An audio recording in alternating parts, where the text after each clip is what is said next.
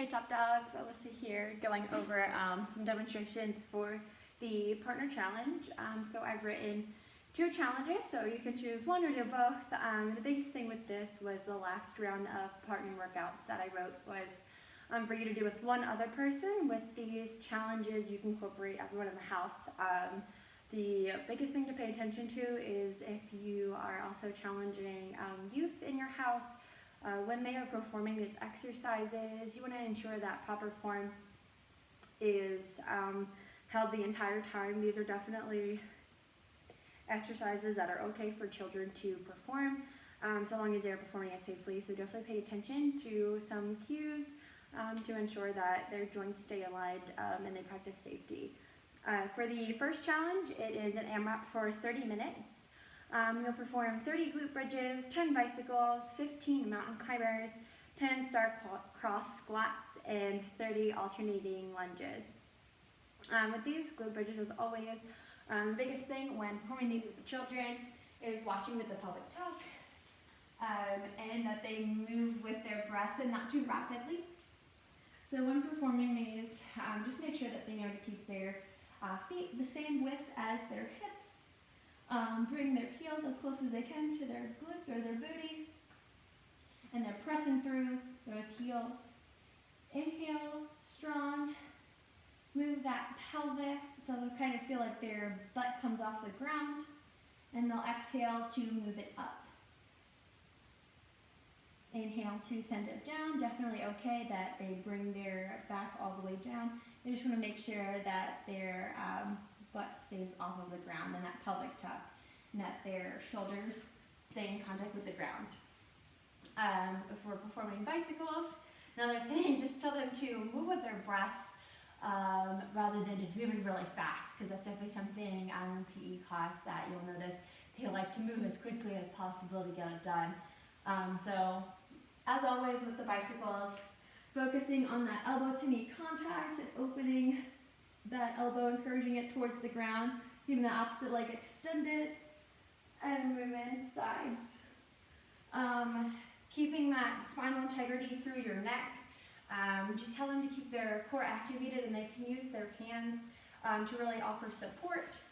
One fun trick is using your thumbs to kind of offer support at your trap area. Your fingers kind of in the middle near your spine, and the rest spread along your hairline. Biggest thing with children, just making sure that their heads aren't knocking and bobbing off the ground, or adults as well. With mountain climbers, the biggest thing with performing those is, again, moving with your breath, not moving too rapidly, and not sending your body too far forward. So for them to find their plank first, fingertips stay tented, and move those knees up. Do not have to force them towards their elbows, because they are sometimes much more flexible and powerful than they realize, and they might kind of force their knee into their elbow rather than towards their elbow. So they can really focus on, or you may focus on encouraging that knee towards your chest rather than out towards the elbow, which is pretty common. With the star-cross squats, either jumping up or coming up on your toes, sending the booty down and back, and reaching one hand to the opposite foot. Bring it back up, come up on those toes or off of that jump, and bring it to the other side. Spinal integrity, so just making sure that they stay tall and stay long, and landing nice and softly as they jump. They do not have to jump, rather bring it out to a star and offer one to each side, making sure that their knees do not go past their toes. Nice fluid movement. Each time that you cross will count as one squat. With the alternating lunges, rather than moving very fast, focusing on form and stepping back one at a time. Definitely okay if their knee does not touch the ground. Also okay if it does, just to make sure they're careful. And just watch the knees tracking over those toes, maintaining their balance, keeping pressure through those heels. So that's going to be that one. These are perfect cues for any beginner, any children, and any adult. Again, I'm just trying to encourage safety when working with children. The second part of the partner challenge gives you a 30-minute time limit for you to perform as many of the exercises that are listed. So it's going to be 25 curtsy lunges to deadlifts to curtsy lunges, tricep dips, thrusters, zigzag, reverse clamshells, and down dog to plank flow. With the curtsy lunges to deadlifts, curtsy lunges, you want to make sure that your front foot stays, you keep that pressure in that heel, send the opposite foot back. It's okay if you like to offer that knee to touch the ground. Biggest thing is making sure that your spine stays tall, sending it up, making sure that your feet are about hip distance apart.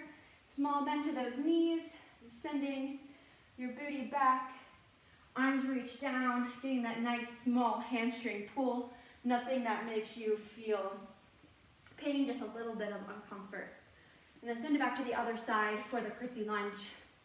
If you have weight, you can keep it to your sides, out in front, at your collarbone, or out by your elbows or shoulders. The tricep dips, you can perform them off of a chair, off the couch. Thrusters is a squat to shoulder press. So with this, if you'd like to hold weights, you're going to keep them right at your shoulders. So you go down into a squat, and you're going to use the power when you're coming up to that squat to press off of that shoulder press. Each time that you go up is going to count as 1 rep. Zigzags, nice core workout. Just like when you're doing flutter kicks, you want to make sure that I like to keep my hands right on the outside of my glutes and use my elbows a little bit of a prop.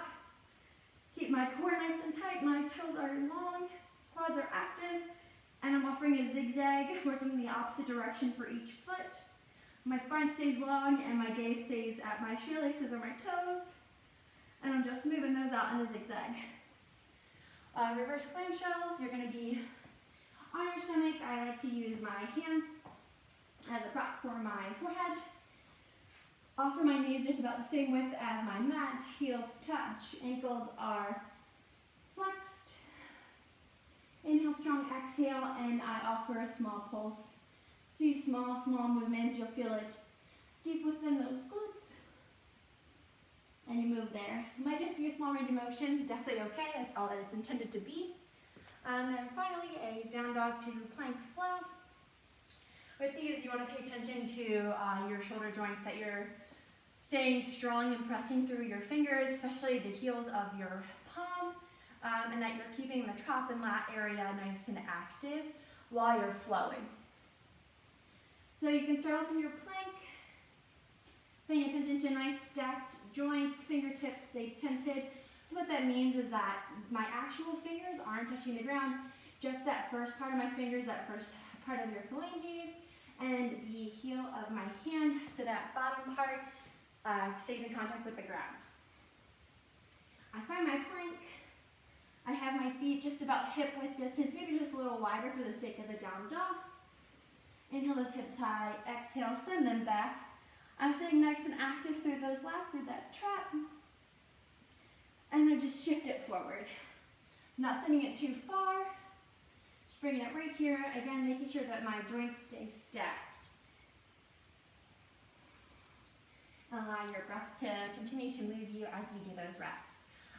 So if you guys do any of these, be sure to post your time. Be sure to post your partner's time if you guys got to beat them, or if you were able to share a new workout with anyone in your household. Definitely share that with us as well.